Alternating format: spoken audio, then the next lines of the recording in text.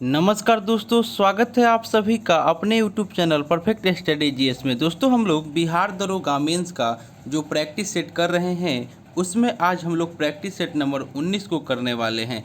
दोस्तों, इससे पहले हम लोग 18 प्रैक्टिस सेट कर चुके हैं। अगर उसे आपने नहीं देखे हैं तो मेरे प्लेलिस्ट में जाकर उसे देख सकते हैं। और दोस्तों, यह प्रैक्टिस सेट हम लोग केबीसी नैनो बुक से कर रहे हैं।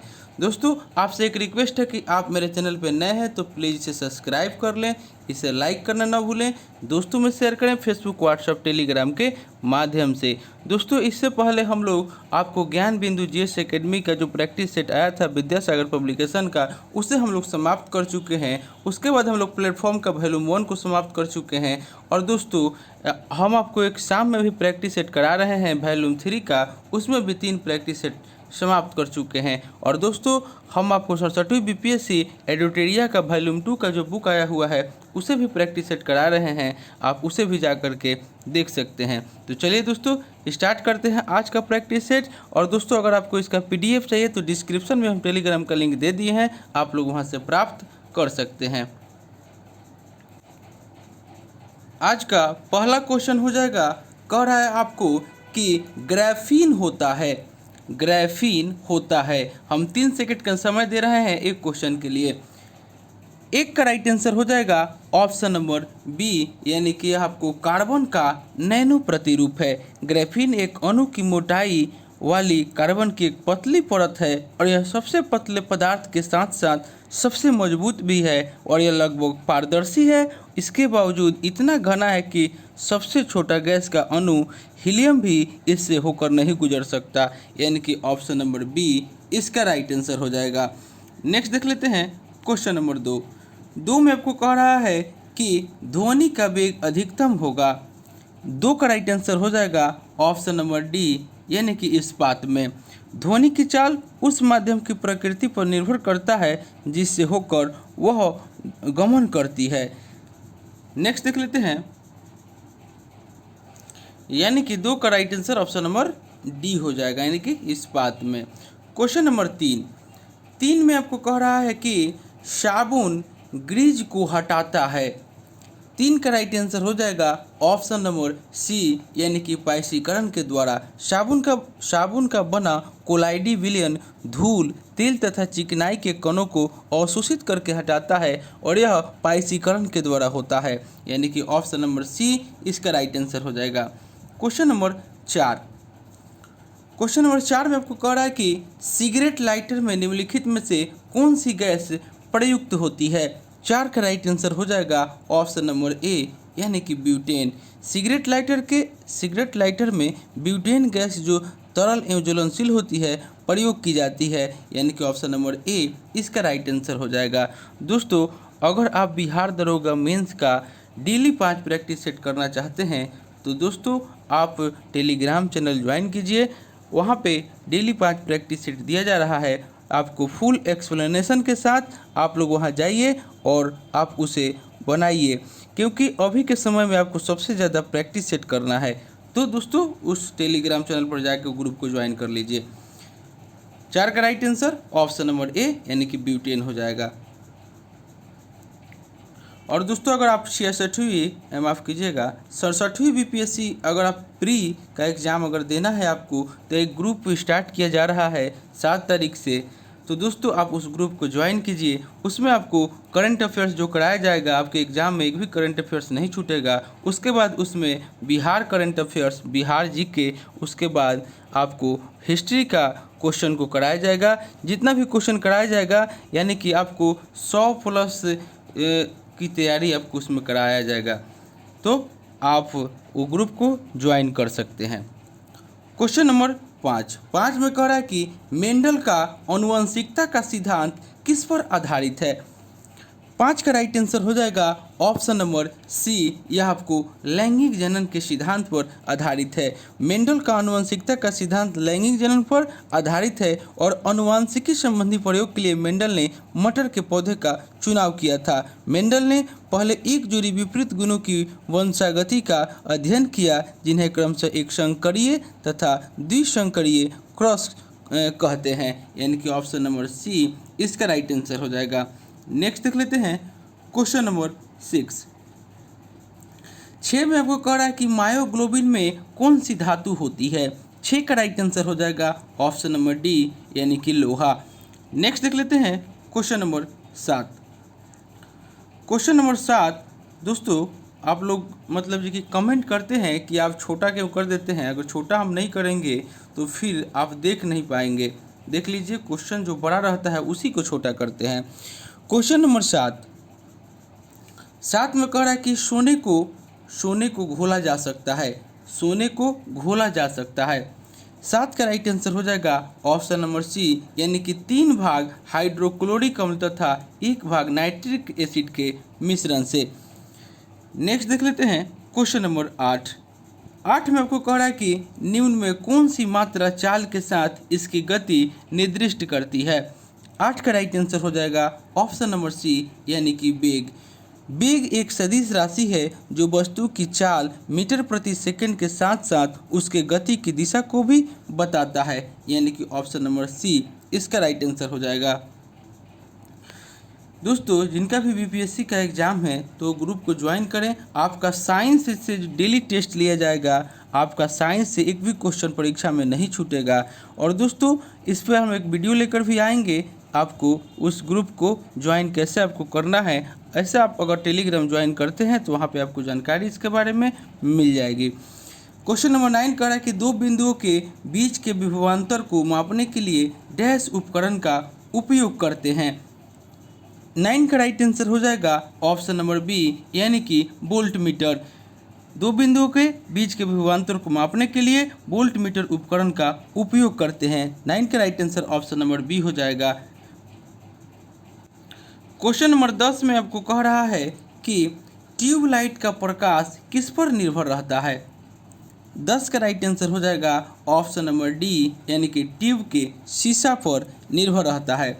नेक्स्ट देख लेते हैं क्वेश्चन नंबर 11 में कह रहा है कि गतिज ऊर्जा का समीकरण कौन सा है। 11 का राइट आंसर हो जाएगा ऑप्शन नंबर ए यानी कि ई के यानी कि काइनेटिक एनर्जी बराबर 1/2 mv² यानी कि ऑप्शन नंबर ए इसका राइट आंसर हो जाएगा। नेक्स्ट देख लेते हैं क्वेश्चन नंबर 12। क्वेश्चन नंबर 12 में आपको कह रहा है कि वॉशिंग सोडा किसका सामान्य नाम है। 12 का राइट आंसर हो जाएगा ऑप्शन नंबर सी यानी कि सोडियम कार्बोनेट का। धोने वाला सोडा या वॉशिंग सोडा का रासायनिक नाम सोडियम कार्बोनेट है और इसका सूत्र हो जाएगा Na2CO3.10H2O। ये आपका सोडियम कार्बोनेट का सूत्र हो जाएगा। और वॉशिंग सोडा का उत्पादक लेवलोंग विधि, साल्वे विधि यानी कि अमोनिया सोडा विधि तथा वैद्युत विधि के द्वारा किया जाता है। वॉशिंग सोडा का जलीय विलयन क्षारीय होता है और इसमें अपमार्जक का गुण होता है, यानी कि ऑप्शन नंबर सी इसका राइट आंसर हो जाएगा। क्वेश्चन नंबर 13 में आपको कह रहा है कि जेनेटिक इंजीनियरिंग में निम्नलिखित में से किसका प्रयोग होता है। 13 का राइट आंसर हो जाएगा ऑप्शन नंबर बी यानी कि उसमें प्लासिमिड का प्रयोग होता है। जैव प्रौद्योगिकी में वांछित जीनों के स्थानांतरण में प्लासिमिडो क्रमशः टीआई और आरआई के वाहक के रूप में प्रयोग किया जाता है, यानी कि ऑप्शन नंबर बी इसका राइट आंसर हो जाएगा। नेक्स्ट देख लेते हैं क्वेश्चन नंबर 14। क्वेश्चन नंबर 14 में आपको कह रहा है कि निम्नलिखित में से कौन सी हरित गृह गैस नहीं है। 14 का राइट आंसर हो जाएगा ऑप्शन नंबर डी यानी कि नाइट्रोजन। नाइट्रोजन जो है यह आपका हरित गृह गैस नहीं है। वायुमंडल के संगठन में कार्बन डाइऑक्साइड CO2 एक महत्वपूर्ण कारक है। अन्य गैसें एवं CO2 सूर्य की किरणों का अवशोषण करके आपको वायुमंडल की अपेक्षित ताप तक गर्म रखने में सहायता करती है और इसे ही हरित गृह प्रभाव कहते हैं, यानी कि ऑप्शन नंबर डी इसका राइट आंसर हो जाएगा। नेक्स्ट हम लोग देख लेते हैं क्वेश्चन नंबर 15 में आपको कह रहा है कि गोल्डन धान में सर्वाधिक मात्रा होती है। 15 का राइट आंसर हो जाएगा ऑप्शन नंबर ए यानी कि विटामिन ए की। वैज्ञानिकों ने जीव परिवर्तन यानी कि आनुवांशिक परिवर्तन करके विटामिन ए की कमी को दूर करने वाले चावल का विकास किया और इस चावल का नाम गोल्डन राइस रखा गया है। और इस चावल को तैयार करने के लिए वैज्ञानिकों ने 10 वर्ष तक का अनुसंधान करना पड़ा। गोल्डन राइस को पैदा करने के लिए उसके पौधे पर 3 जीनों का प्रत्यारोपण किया जाता है, जिनसे पौधा बीटा कैरोटीन युक्त पीले रंग का चावल देता है। और बीटा कैरोटीन एक ऐसा तत्व है जो शरीर में विटामिन ए में परिवर्तित हो जाता है, यानी कि ऑप्शन नंबर ए इसका राइट आंसर हो जाएगा। दोस्तों अभी आपके पास समय कम है, आप जितना भी प्रैक्टिस सेट अभी बना लिए हैं कम से कम उसको 3 बार आप रिवीजन ज़रूर कीजिएगा, क्योंकि अगर आप रिवीजन नहीं कीजिएगा तो आपको बहुत कन्फ्यूजन हो सकता है। इसलिए आप इसे रिवीजन कीजिएगा और जो क्वेश्चन गलती हो रहा है उसे आप बुक से पढ़िए। आपका स्कोर जो है वह 5 से 10 नंबर आपका इंक्रीज हो जाएगा। तो आप कम से कम जितना भी प्रैक्टिस सेट बनाया है उसे आप 3 बार रिवीजन जरूर कीजिएगा। नेक्स्ट देख लेते हैं क्वेश्चन नंबर 16। 16 में आपको कह रहा है कि ऑक्सीजन अनुपस्थित होती है। 16 का राइट आंसर हो जाएगा ऑप्शन नंबर ए, यानी कि केरोसिन में। केरोसिन में ऑक्सीजन अनुपस्थित होती है। नेक्स्ट देख लेते हैं, यानी कि option number A right answer हो जाएगा। Question number 17। 17 में आपको कह रहा है कि डीएनए की खोज किसने की। 17 का राइट आंसर हो जाएगा ऑप्शन नंबर डी, यानी कि फ्रेडरिक। आपको फ्रेडरिक मीचर जो दे रहा है,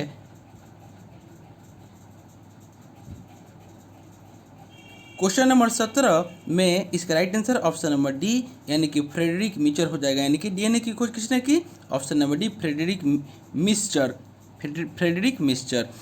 डीएनए कोशिका के नाभिक में पाया जाने वाला अनुवांशिक पदार्थ है जो गुणसूत्र के रूप में व्यवस्थित होकर माता पिता से शारीरिक गुणों को संतान में हस्तांतरित करता है। और डीएनए की खोज फ्रेडरिक मिस्चर ने वर्ष आपको 1869 ईस्वी में किया था।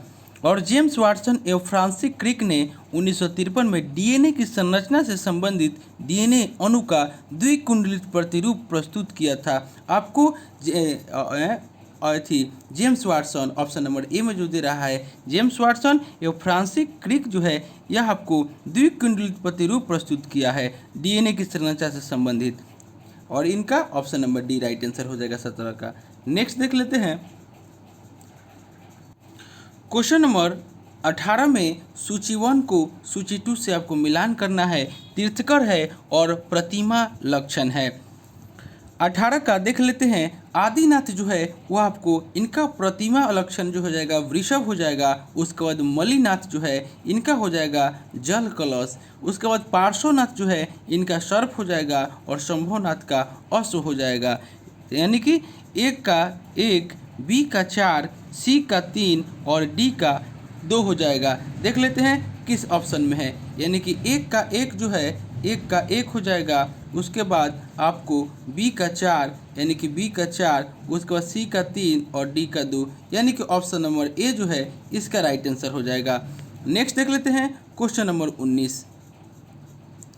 19 में आपको कह रहा है कि मुगल काल में जिस मदरसे ने मुस्लिम न्यायशास्त्र की पढ़ाई में विशिष्टता हासिल की वह स्थित था। 19 का राइट आंसर हो जाएगा ऑप्शन नंबर ए, वह आपको लखनऊ में स्थित था। दोस्तों आप मेरे चैनल पर नए हैं तो प्लीज़ इसे सब्सक्राइब कर लें और इसे लाइक करें, दोस्तों में शेयर करें फेसबुक, व्हाट्सएप, टेलीग्राम के माध्यम से। और दोस्तों एडिटोरिया का बुक अभी आया नहीं है, जैसे ही एडिटोरिया का बुक आएगा उसको भी शुरू कर दिया जाएगा। क्वेश्चन नंबर 20 में कह रहा है कि देवबंद आंदोलन यूपी संयुक्त प्रांत में किस वर्ष में आरंभ हुआ था। 20 का राइट आंसर हो जाएगा ऑप्शन नंबर डी 1866 ईस्वी में। मोहम्मद कासिम ननोतवी और रशीद अहमद गंगोही के द्वारा 1866 से 67 ईस्वी में तत्कालीन संयुक्त प्रांत के सहारनपुर स्थित देवबंद से देवबंद आंदोलन जो है वह आपको प्रारंभ किया गया था। सहारनपुर स्थित देवबंद से किया गया था देवबंद आंदोलन प्रारंभ, यानी कि ऑप्शन नंबर डी इसका राइट आंसर हो जाएगा। क्वेश्चन नंबर 21 में आपको कह रहा है कि निम्नलिखित में से किस अधिनियम के लिए कांग्रेस ने पहली बार एक महिला को अध्यक्ष चुना। निम्नलिखित में से किस अधिवेशन के लिए कांग्रेस ने पहली बार एक महिला को अध्यक्ष चुना। 21 का राइट आंसर हो जाएगा ऑप्शन नंबर ए कलकत्ता अधिवेशन 1917। कलकत्ता में संपन्न इस अधिवेशन की अध्यक्षता श्रीमती एनी बेसेंट ने किया और वह कांग्रेस की पहली महिला अध्यक्ष थी। अगर आपको पूछे कि कांग्रेस की प्रथम भारतीय महिला अध्यक्ष कौन थी तो सरोजिनी नायडू हो जाएगा, जो कि आपको 1925 में वह कांग्रेस की अध्यक्ष बनी थी कानपुर अधिवेशन में। इसका right answer option number A हो जाएगा। क्वेश्चन नंबर 22 में आपको कह रहा है कि ख्वाजा मोइनुद्दीन चिश्ती किसके शिष्य थे। 22 का राइट आंसर हो जाएगा ऑप्शन नंबर डी, वह आपको ख्वाजा उस्मान हरूनी के शिष्य थे। ख्वाजा मोइनुद्दीन चिश्ती का जन्म अफगानिस्तान के पश्चिमी प्रांत साजिस्तान में 1142 ईस्वी में हुआ था और बाद में अपने माता पिता के साथ वे खुरासान प्रांत में बस गए और निशापुर के हारून में ख्वाजा मोइनुद्दीन चिश्ती ख्वाजा उस्मान चिश्ती हरूनी के शिष्य बने, यानी कि ऑप्शन नंबर डी इसका राइट आंसर हो जाएगा। क्वेश्चन नंबर 23 में आपको कह रहा है कि दिल्ली में 1947 में आयोजित अखिल भारतीय कांग्रेस समिति की बैठक में निम्नलिखित में से किसने विभाजन के प्रस्ताव का समर्थन किया था। 23 का राइट आंसर हो जाएगा ऑप्शन नंबर डी, यानी कि अबुल कलाम आज़ाद। 3 जून 1947 को विभाजन योजना की पुष्टि के लिए अखिल भारतीय कांग्रेस समिति की 14 जून 1947 को हुई बैठक में गोविंद बल्लभ पंत ने भारत विभाजन का प्रस्ताव प्रस्तुत किया और मौलाना अबुल कलाम आज़ाद ने उसका समर्थन किया था, यानी कि ऑप्शन नंबर डी इसका राइट आंसर हो जाएगा। नेक्स्ट देख लेते हैं क्वेश्चन नंबर 24। करा कि मुगल चित्रकला किसके नेतृत्व में अपने शीर्ष बिंदु पर थी। 24 का राइट आंसर हो जाएगा option number A Jahangir. Jahangir का काल मुगल चित्रकला के लिए चरमोत्कर्ष का काल था और जहांगीर ने हेरात के प्रसिद्ध चित्रकार अकारिजा के नेतृत्व में आगरा में एक चित्रणशाला की स्थापना की। जहांगीर ने छवि चित्रकारी, प्राकृतिक दृश्यों और व्यक्तियों के जीवन से संबंधित चित्रों के चित्रण की परंपरा प्रारंभ की। जहांगीर के काल के प्रमुख चित्रकार फारूक बेग, बिशन दास, उस्ताद मंसूर, दौलत मनोहर तथा अबुल हसन थे। जहांगीर स्वयं भी एक अच्छा चित्रकार था। ऑप्शन नंबर ए इसका राइट आंसर हो जाएगा। दोस्तों, आप पीडीएफ ग्रुप ज्वाइन करना चाहते हैं आप ज्वाइन कर लें। वहाँ पे आपको फुल एक्सप्लेनेशन के साथ 5 प्रैक्टिस सेट डेली दिया जा रहा है, आपके लिए बहुत ही बेनिफिट होगा, तो आप उसे ज़रूर ज्वाइन करें। क्वेश्चन नंबर और दोस्तों उसमें आपको एडुटेरिया का जो प्रैक्टिस सेट आ रहा है उसको भी आपको फुल एक्सप्लेनेशन के साथ पीडीएफ दिया जाएगा, तो इसलिए आप उसे ज़रूर ज्वाइन कर लें। अभी जितना भी प्रैक्टिस सेट में डाला गया है आप उसे प्रैक्टिस सेट कीजिए, एडुटेरिया का आएगा आप उसके बाद उसका भी प्रैक्टिस सेट कीजिएगा। क्वेश्चन नंबर 25 में आपको कह रहा है कि भारत के विभाजन के समय भारतीय राष्ट्रीय कांग्रेस का अध्यक्ष कौन था। 25 का राइट आंसर हो जाएगा ऑप्शन नंबर ए, यानी कि जेवी कृपलानी। जीवंत राम भगवान दास कृपलानी को आचार्य कृपलानी के नाम से भी जाना जाता है। वह भारतीय शिक्षक, समाजवादी कार्यकर्ता तथा आज़ादी के पहले वो बाद भारत के महत्वपूर्ण नेता थे और उन्होंने प्रजा समाजवादी पार्टी की स्थापना की। वह भारतीय राष्ट्रीय कांग्रेस के 1934 में महासचिव बने। नवंबर 1946 में वह भारतीय राष्ट्रीय कांग्रेस के अध्यक्ष बने और भारत के विभाजन के समय भी वह कांग्रेस के अध्यक्ष थे। ऑप्शन नंबर ए इसका राइट आंसर हो जाएगा। क्वेश्चन नंबर 26 में आपको कह रहा है कि वह प्रथा जिसके तहत किसान स्वयं भूमि का मालिक होता है और सरकार को भू राजस्व के भुगतान के लिए जिम्मेदार माना जाता है, वह प्रथा जिसके तहत किसान स्वयं भूमि का मालिक होता है, यानी कि 26 का राइट आंसर आपको करना है। इसका right answer option number B हो जाएगा, यानी कि रैयतवाड़ी प्रथा। रैयतवाड़ी व्यवस्था के तहत किसान स्वयं भूमि का मालिक होता था और सरकार को भू राजस्व के भुगतान के लिए जिम्मेदार होता था और यह व्यवस्था प्रारंभ में 1792 में आपको कर्नल रीड के द्वारा बारामोहल जिले में पहली बार लागू की गई और मुनरो इसका कट्टर समर्थक था। आगे 1820 में भू राजस्व को सुचारू रूप से व्यवस्थित करने के लिए मुनरो ने रैयतवाड़ी व्यवस्था को लागू कर दिया और यह व्यवस्था मद्रास, बम्बई, पूर्वी बंगाल, असम और कुर्ग में लागू की गई। इससे लगभग 51% भूभाग पर लागू किया गया, यानी कि ऑप्शन नंबर बी इसका राइट आंसर हो जाएगा। क्वेश्चन नंबर 27 करा कि विजयनगर साम्राज्य का अवशेष कहाँ मिलता है। 27 का राइट आंसर हो जाएगा ऑप्शन नंबर सी, यह आपको हम्पी में मिलता है। विजयनगर साम्राज्य की जो स्थापना हुआ था वह 1336 से 1646 ईस्वी मध्यकालीन दक्षिण भारत का एक साम्राज्य था। इसकी स्थापना हरिहर और बुक्कर नामक 2 भाइयों ने की थी। नेक्स्ट देख लेते हैं क्वेश्चन नंबर 28 में कह रहा है कि निम्न में से किस हड़प्पाकालीन स्थल से हल का टेराकोटा प्राप्त हुआ। 28 का राइट आंसर हो जाएगा ऑप्शन नंबर बी, आपको बनावली से। बनावली हरियाणा के हिसार जिले में स्थित है और इस स्थल का जो उत्खनन है वह 1973 से 74 में आर.एस. बिष्ट के द्वारा करवाया गया था और इस स्थल से टेराकोटा कहल मकानों में अग्नि वेदिकाएं तथा लघु नारी मूर्तियाँ भी मिली है।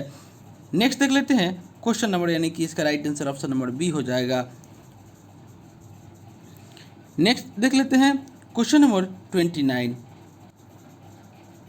क्वेश्चन नंबर 29 में कह रहा है कि अखिल भारतीय किसान कांग्रेस का गठन किया गया था।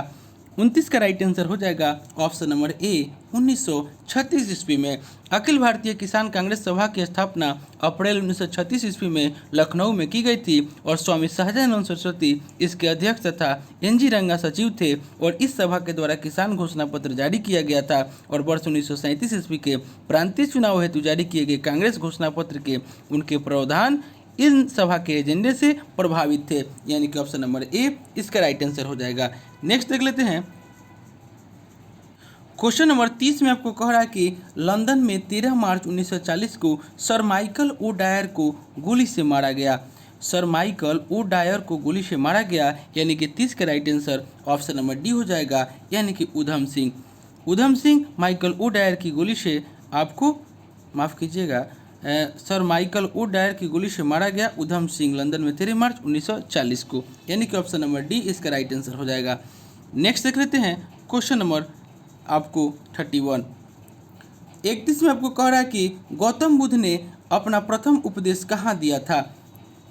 31 का राइट आंसर हो जाएगा ऑप्शन नंबर सी सारनाथ में। 6 वर्ष की तपस्या के बाद 35 वर्ष की आयु में वैशाख पूर्णिमा के दिन बोध गया में निरंजना नदी के तट पर ज्ञान प्राप्त करने के उपरांत गौतम बुद्ध ने सारनाथ में अपना प्रथम धर्मोपदेश दिया और यह घटना धर्म चक्र परिवर्तन कहलाती है। ऑप्शन नंबर सी इसका राइट आंसर हो जाएगा। नेक्स्ट देख ले तो यह आपको जो 30 नंबर क्वेश्चन है इसमें आपको माइकल ओ डायर को गोली से मारा, यानी कि उधम सिंह ने मारा, ऑप्शन नंबर डी। इसको आप लोग गलत मत लीजिएगा कि मारा गया यानी कि उधम सिंह मारा गया, यहाँ पे आप लोग इसको देख लीजिएगा, इसका डी हो जाएगा। नेक्स्ट देख लेते हैं क्वेश्चन नंबर 32। 32 में आपको कह रहा है कि 2.5 दिन का झोपड़ा क्या है। 32 का राइट आंसर हो जाएगा ऑप्शन नंबर ए, यह एक आपको मस्जिद है। लाख बख्श के उपनाम से विख्यात कुतुबुद्दीन ऐबक भारत का प्रथम मुस्लिम शासक था और उसने कुतुब मीनार का निर्माण आरंभ कराया था तथा अजमेर में 2.5 दिन के झोपड़ा नाम से एक मस्जिद बनवाई। कुतुबुद्दीन ऐबक ने भारत की प्रथम मस्जिद दिल्ली में यानी कि कुब्बतुल इस्लाम बनवाई थी और इसने कुतुब मीनार का निर्माण करवाया था और इसकी मृत्यु लाहौर में पोलो खेलते समय हुई थी, यानी कि ऑप्शन नंबर ए इसका राइट आंसर हो जाएगा। नेक्स्ट हम लोग देख लेते हैं क्वेश्चन नंबर 33 कह रहा है कि शिक्षा में सुधार हेतु ब्रिटिश सरकार ने सैंडलर विश्वविद्यालय आयोग कब नियुक्त किया। 33 का राइट आंसर हो जाएगा ऑप्शन नंबर बी 1917 में। 1917 में सरकार ने कलकत्ता विश्वविद्यालय की संभावनाओं के अध्ययन तथा रिपोर्ट के लिए एक आयोग का गठन किया। इसके अध्यक्ष डॉक्टर एम.ई.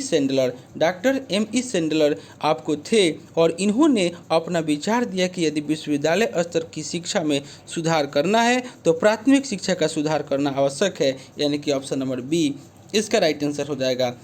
क्वेश्चन नंबर 34 में आपको कह रहा है कि निम्नलिखित में से कौन मृदा से संबंधित है।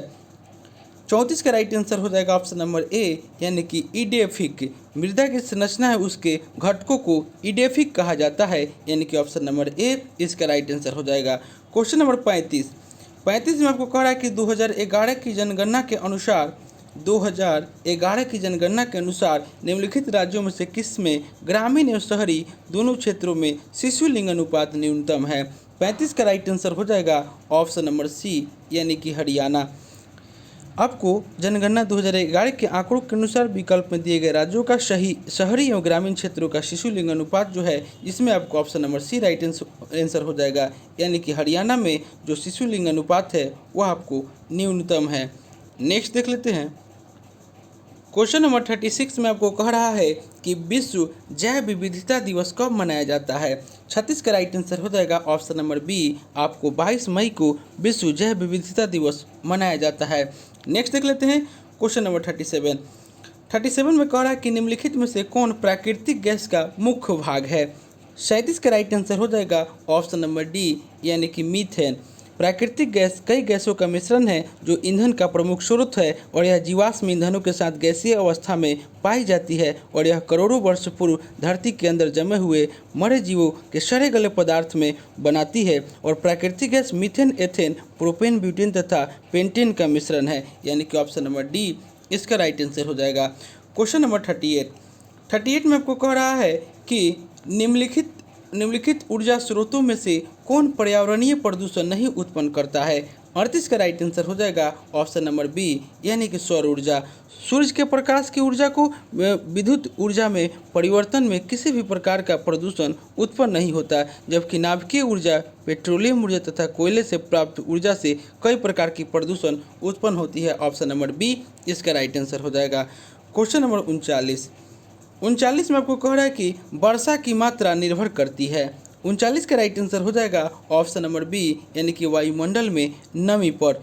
वायुमंडल में नमी वर्षा की मात्रा का निर्धारण करती है, यानी कि ऑप्शन नंबर बी इसका राइट आंसर हो जाएगा। क्वेश्चन नंबर 40 में आपको कह रहा है कि निम्नलिखित में से कौन सी नहर दक्षिण जर्मनी में आंतरिक जलमार्ग के रूप में प्रयोग की जाती है। 40 का राइट आंसर हो जाएगा ऑप्शन नंबर सी, यानी कि लुडविग्स नहर दक्षिण जर्मनी में आंतरिक जलमार्ग के रूप में प्रयोग की जाती है, यानी कि ऑप्शन नंबर सी इसका राइट आंसर हो जाएगा। क्वेश्चन नंबर आपको 41 में आपको जनजाति है और उसका क्षेत्र दिया हुआ है। जनजाति है और उसका क्षेत्र, यानी कि खिरगी जनजाति जो है वो आपको मध्य एशिया में, उसके बाद बुशमैन जनजाति जो है वो आपको कलाहारी, एनु जनजाति जो है वो आपको जापान, और आपको बद्दू जनजाति अरब में। यानी कि इसका राइट आंसर देख लेते हैं, यानी कि एक का जो है वो आपको इसका राइट आंसर 1 का 3 हो जाएगा, यानी कि 1 का 3 2 गो में है, ए में है और सी में है, और बी का जो है वो आपको 4 हो जाएगा, यानी कि माफ़ कीजिएगा 1 का 3 हो जाएगा। और बुशमैन जो है वह आपको कलाहारी, तो यानी कि बी का 4, यानी कि सी में है। उसके बाद आपको सी का 1 हो जाएगा और डी का 2 हो जाएगा, यानी कि ऑप्शन नंबर सी इसका राइट आंसर हो जाएगा। नेक्स्ट देख लेते हैं क्वेश्चन नंबर 42। कहा कि भारतीय प्रायद्वीप की सबसे ऊंची चोटी है। 42 का right answer option number B हो जाएगा अनाईमुडी। प्रायद्वीपीय भारत की सबसे ऊंची चोटी पश्चिमी घाट में स्थित अनाईमुडी है, जिसकी ऊंचाई 2694 मीटर है। नेक्स्ट देख लेते हैं क्वेश्चन नंबर 43 में आपको कह रहा है कि निम्नलिखित में से कौन जल लवणता प्रवणता को दर्शाता है। 43 का राइट आंसर हो जाएगा ऑप्शन नंबर बी, यानी कि हेलोक्लाइन जो है वह आपको जल लवणता और प्रवणता को दर्शाता है, यानी कि ऑप्शन नंबर बी इसका राइट आंसर हो जाएगा। आपको सागरीय ताप प्रवणता को थर्मोक्लाइन, सागरीय ताप अगर प्रवणता होगा तो थर्मोक्लाइन, जल लवणता प्रवणता को हेलोक्लाइन, घनत्व प्रवणता को पाइक्नोक्लाइन और जलीय रसायन को कोमोक्लाइन से व्यक्त किया जाता है। इसका right answer option number B हो जाएगा। नेक्स्ट देख ले क्वेश्चन नंबर आपको 44 में कह रहा है कि निम्नलिखित नदियों में से किसको दक्षिणी की गंगा कहा जाता है। 44 का राइट आंसर हो जाएगा ऑप्शन नंबर सी, गोदावरी को। प्रायद्वीपीय भारत की सबसे बड़ी नदी गोदावरी है, जिसकी लंबाई 1465 किलोमीटर है और इसका 44% भाग महाराष्ट्र में, 23% भाग आंध्र प्रदेश में तथा 20% भाग मध्य प्रदेश में पड़ता है। प्राय इसे इसके विशाल आकार तथा विस्तार के कारण बृहद गंगा या दक्षिण की गंगा भी कहा जाता है। ऑप्शन नंबर सी इसका राइट आंसर हो जाएगा। क्वेश्चन नंबर 45 में सूची 1 को सूची 2 से आपको मिलान करना है। ज्वालामुखी है और आपको देश है, आपको ज्वालामुखी है और देश है, यानी कि शवनकाया जो ज्वालामुखी है यह आपको पेरू में, यानी कि ए का 2। माउंट एटना जो है इटली में, यानी कि बी का 1। उसके बाद कोलिमा जो है वो आपको मैक्सिको में, यानी कि सी का 4। और मेरोपी जो है वो आपको इंडोनेशिया में। इसका राइट आंसर देख लेते हैं क्या होगा। इसका राइट आंसर यानी कि 1 का जो है यानी कि 2 हो जाएगा, यानी कि 1 का 2, यानी कि सी में ही है। इसका right answer option number C हो जाएगा। नेक्स्ट देख लेते हैं क्वेश्चन नंबर 46। कह रहा है कि निम्नलिखित में से कौन सुमेलित नहीं है। 46 का right answer option number A हो जाएगा। नाथुला दर्रा जो अरुणाचल प्रदेश दे रहा है गलत है, नाथुला दर्रा सिक्किम में है। उसके बाद लिपुलेख उत्तराखंड सही है, रोहतांग हिमाचल प्रदेश सही है और पालघाट केरल सही है। ऑप्शन नंबर ए जो है वह सुमेलित नहीं है। नेक्स्ट देख लेते हैं क्वेश्चन नंबर आपको 47। झील है और नगर है, झील है और नगर है। इरी झील जो है वह आपको टेट्राइट है, डेट्राइट हो जाएगा। मिचिगन झील जो हो जाएगा वह आपको वेरी, और ओंटारियो झील जो हो जाएगा वह आपको हो जाएगा हैमिल्टन। उसके बाद सुपीरियर झील आपको डुलूथ हो जाएगा। यानी कि इसका राइट आंसर देख लेते हैं। इसका right answer option number D हो जाएगा, यानी कि ए का 2, बी का 3, सी का 4 और डी का 1, ऑप्शन नंबर डी। नेक्स्ट देख लेते हैं क्वेश्चन नंबर 48 में कह रहा है कि एक ऐसे क्षेत्र में जहां वार्षिक वर्षा 200 सेंटीमीटर से अधिक होती है और ढलाव पहाड़ी स्थल है, किसकी खेती अभिष्ट होगी? 48 का राइट आंसर हो जाएगा ऑप्शन नंबर सी, चाय की खेती। नेक्स्ट देख लेते हैं क्वेश्चन नंबर 49। कह रहा है कि निम्नलिखित में से किस पहाड़ी पर चाय बागान नहीं है? 49 का right answer option number D हो जाएगा, गिरनार पहाड़ी। गिरनार पहाड़ी पर चाय बागान स्थित नहीं है। नेक्स्ट देख लेते हैं क्वेश्चन नंबर 50 में आपको कह रहा है कि निम्नलिखित में कौन सा मेघालय पठार का अंश नहीं है? 50 का राइट आंसर हो जाएगा ऑप्शन नंबर ए, यानी कि भुवन पहाड़िया। मेघालय पठार प्रायद्वीपीय पठार का एक भाग है और मेघालय पठार को शिलोंग पठार भी कहा जाता है, जो कि पूर्वोत्तर भारत के मेघालय राज्य की उच्च भूमि का पूर्वी क्षेत्र है। और इस पठार के पश्चिमी, उत्तरी तथा दक्षिणी के गारो को क्रमशः गारो खासी तथा जयंतिया पहाड़िया कहा जाता है। और मेघालय पठार प्रायद्वीपीय पठार का बाहरी हिस्सा है और आपको जो मुख्य रूप से प्राचीन चट्टानों से बना हुआ है, इसमें कोयले तथा लोहे की अयस्क पाए जाते हैं तथा चूना पत्थर भी प्राप्त होता है। और इसका उच्चतम बिंदु शिलोंग चोटी है। इसकी ऊंचाई 6433 आपको फीट है और यह शिलोंग शहर के 3 मील दूर दक्षिण में अवस्थित है और भुवन पहाड़िया असम राज्य की बराक घाटी से संबंधित है। इसीलिए ऑप्शन नंबर ए इसका राइट आंसर हो जाएगा। नेक्स्ट देख लेते हैं क्वेश्चन नंबर 51 में आपको कह रहा है कि निम्नलिखित में से कौन सी मिट्टी नदियों के द्वारा निर्मित है? 51 का राइट आंसर हो जाएगा ऑप्शन नंबर सी, जलोढ़ मिट्टी। जलोढ़ मिट्टी उस मृदा को कहते हैं जो बहते हुए जल द्वारा बहाकर लाई गई हो तथा कहीं अन्यत्र जमा की गई हो। यह मिट्टी भुरभुरी होती है और यह मिट्टी देश के 40% भूभाग पर पाई जाती है। यानी कि जलोढ़ मिट्टी आपको 40% भूभाग पाई जाती है और इसमें जलोढ़ मिट्टी में पोटास, फास्फोरस अम्ल, चूना और कार्बनिक तत्वों की प्रचुरता होती है, परंतु नाइट्रोजन एवं ह्यूमस की कमी पाई जाती है। यानी कि ऑप्शन नंबर सी इसका राइट आंसर हो जाएगा। क्वेश्चन नंबर 52 कह रहा है कि निम्नलिखित लौह अयस्कों में से बैलाडीला में किसका खनन होता है? 52 का राइट आंसर हो जाएगा ऑप्शन नंबर ए, यानी कि हेमेटाइट का। नेक्स्ट देख लेते हैं क्वेश्चन नंबर 53। थोड़ा सा बड़ा क्वेश्चन है। 53 में आपको कह रहा है क्वेश्चन नंबर 53 में कि लोकसभा का अधिवेशन गठित करने हेतु गणपूर्ति कितनी है? 52 का राइट आंसर हो जाएगा ऑप्शन नंबर ए, यानी कि सदन के सदस्यों की कुल संख्या का 6वां भाग। माफ़ कीजिएगा, 53 का right answer option number B हो जाएगा, यानी कि सदन के सदस्यों की कुल संख्या का 10वां भाग हो जाएगा। हम गलत बता दिए। लोकसभा का अधिवेशन गठित करने के हेतु गणपूर्ति कितनी है? यानी कि सदन के सदस्यों की कुल संख्या का 1/10वां भाग जो है आपका होना चाहिए, यानी कि option number B right answer हो जाएगा। दोस्तों, हम आपको एक NTPC मेंस के लिए भी और ग्रुप डी के लिए भी आपको टेलीग्राम चैनल पर एक ग्रुप स्टार्ट करने जा रहे हैं। अगर आप उसमें जुड़ना चाहते हैं तो उसमें आप जुड़ सकते हैं। क्वेश्चन नंबर 54, सूची 1 को सूची 2 से मिलान करना है, यानी कि संवैधानिक संशोधन है जो कि अनुच्छेद 368 हो जाएगा। वित्त आयोग अनुच्छेद 280, वित्तीय आपात जोन हो जाएगा 360 और अखिल भारतीय संघ अनुच्छेद 312। नेक्स्ट हम लोग देख लेते हैं क्वेश्चन नंबर 55 में आपको कह रहा है कि पंचायत चुनाव में अनुसूचित जातियों के लिए पदों का आरक्षण किस राज्य में लागू नहीं होगा? 55 का right answer option number C हो जाएगा, अरुणाचल प्रदेश में। पंचायत चुनाव में अरुणाचल प्रदेश, नागालैंड, लक्षद्वीप और अंडमान निकोबार द्वीप समूह अनुसूचित जातियों के लिए आरक्षण लागू नहीं होगा, क्योंकि यहाँ अनुसूचित जातियाँ नहीं पाई जाती। यानी कि ऑप्शन नंबर सी इसका राइट आंसर हो जाएगा। क्वेश्चन नंबर 56 करें कि संविधान की विषय सूचियों में दिए गए विषयों के अतिरिक्त विषयों पर कौन कानून बना सकता है? 56 का राइट आंसर हो जाएगा ऑप्शन नंबर बी, संसद।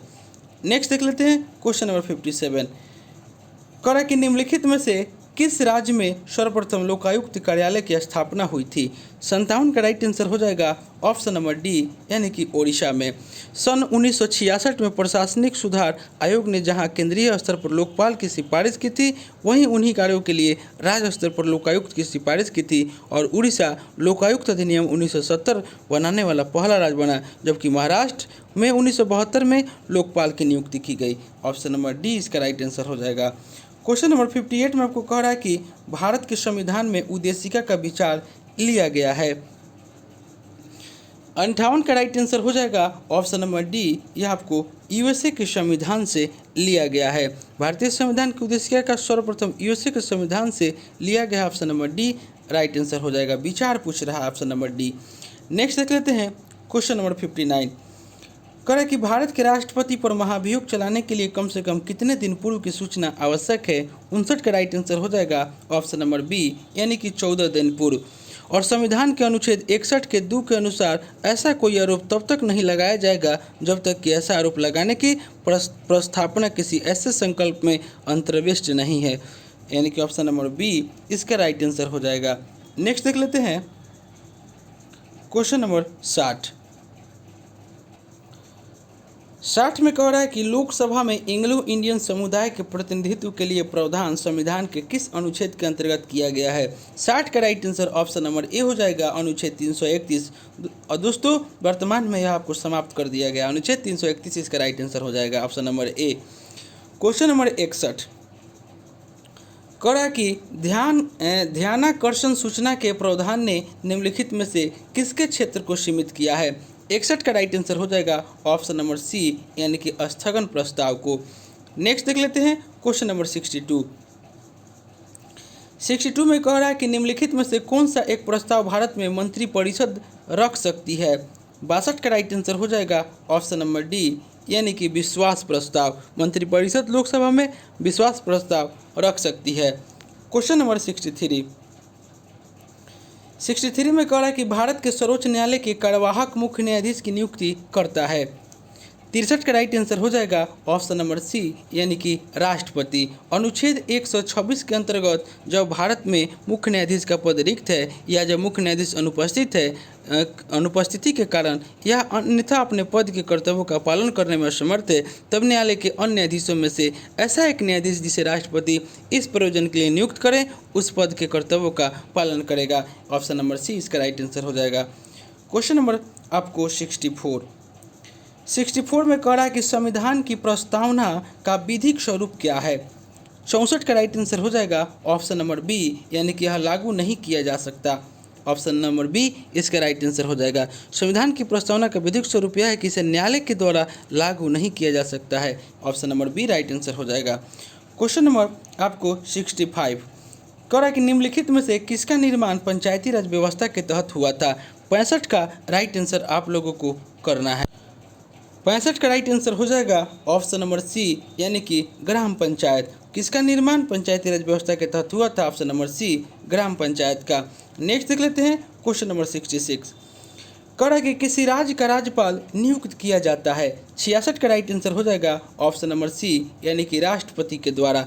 भारतीय संविधान के अनुच्छेद 155 के अनुसार राज्यपाल की नियुक्ति राष्ट्रपति के द्वारा 5 वर्षों की अवधि के लिए की जाती है। क्वेश्चन नंबर 67 कह रहा है कि राष्ट्रीय नियोजन में रोलिंग प्लान की अवधारणा लागू की गई थी। 67 का राइट आंसर हो जाएगा ऑप्शन नंबर सी, यानी कि जनता सरकार के द्वारा। राष्ट्रीय नियोजन में रोलिंग प्लान की अवधारणा जनता पार्टी की सरकार के द्वारा लागू की गई। ऑप्शन नंबर सी इसका राइट आंसर हो जाएगा। क्वेश्चन नंबर 68 में कह रहा है कि आसियान इसके लिए है। 68 का राइट आंसर हो जाएगा ऑप्शन नंबर सी, यानी कि association of south east Asian Nations. ASEAN इस देशों के समूह का नाम है जिसका पूरा नाम association of south east Asian Nations है और इसकी स्थापना 8 अगस्त 1967 को हुई थी और इसका सचिवालय जकार्ता यानी कि इंडोनेशिया में है। ऑप्शन नंबर सी इसका राइट आंसर हो जाएगा। क्वेश्चन नंबर 69 कह रहा कि शारदा मणि कौन थी?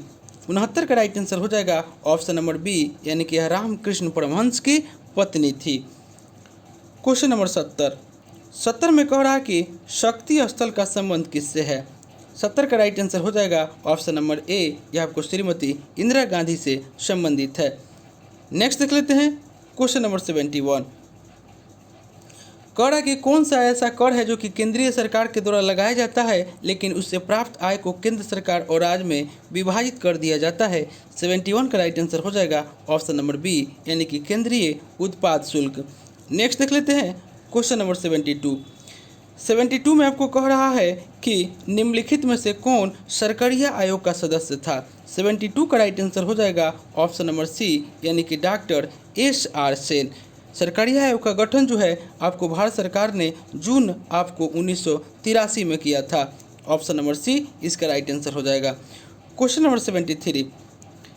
करा कि सेक्टरों के सार्वजनिक तथा निजी सेक्टर में निम्न आधार पर वर्गीकृत किया गया है। 73 का राइट आंसर हो जाएगा ऑप्शन नंबर सी, यानी कि उद्यमों के स्वामित्व, यानी कि सेक्टरों के सार्वजनिक तथा निजी सेक्टर में निम्न आधार पर वर्गीकृत किया गया है, यानी कि उद्यमों की स्वामित्व, यानी कि option number C right answer हो जाएगा। क्वेश्चन नंबर 74 में आपको कह रहा है कि भारत में सर्वाधिक संख्या में श्रमिक सक्रिय है। 74 का राइट आंसर हो जाएगा ऑप्शन नंबर बी, यानी कि सूती वस्त्र उद्योग में। क्वेश्चन नंबर 75 में कह रहा है कि निम्नलिखित में से किस क्षेत्र में भारत में प्रथम सहकारी आंदोलन का आरंभ हुआ था। 75 का राइट आंसर हो जाएगा ऑप्शन नंबर ए, यानी कि कृषि ऋण। भारत में सहकारी आंदोलन की शुरुआत कृषि ऋण से हुई थी और इसका आरंभ वर्ष 1904 में फ्रेडरिक निकलसन के द्वारा सहकारी ऋण समिति की स्थापना किए जाने के साथ हुआ था। ऑप्शन नंबर ए इसका राइट आंसर हो जाएगा। और आज का अंतिम क्वेश्चन जो दे रहा है, कह रहा है कि निम्नलिखित में से कौन सा कथन पेटेंट के संदर्भ में सही नहीं है। इसका right answer option number B हो जाएगा, यानी कि पेटेंट अपने मालिक को उसके आविष्कार की सुरक्षा प्रदान करता है, यानी कि ऑप्शन नंबर बी इसका राइट आंसर हो जाएगा। तो दोस्तों यह प्रैक्टिस सेट जो हम लेकर आए थे, यह आपको बिहार दरोगा मेंस का प्रैक्टिस सेट नंबर जो था यह आपको 19 था। इससे पहले दोस्तों हम लोग 18 प्रैक्टिस सेट कर चुके हैं। अगर उसे आपने नहीं देखे हैं तो मेरे प्लेलिस्ट में जाकर उसे देख सकते हैं। दोस्तों यह प्रैक्टिस सेट हम KBC नैनो बुक से लेकर आए हुए थे। दोस्तों आप मेरे चैनल पर नए हैं तो प्लीज़ इसे सब्सक्राइब कर लें, इसे लाइक करना ना भूलें, दोस्तों में शेयर करें फेसबुक, व्हाट्सअप, टेलीग्राम के माध्यम से। दोस्तों अगर आपको इसका PDF चाहिए तो डिस्क्रिप्शन में हम टेलीग्राम का लिंक दे दिए हैं, आप लोग वहाँ से प्राप्त कर सकते हैं। तो चलिए दोस्तों मिलते हैं नेक्स्ट वीडियो में, तब तक के लिए धन्यवाद।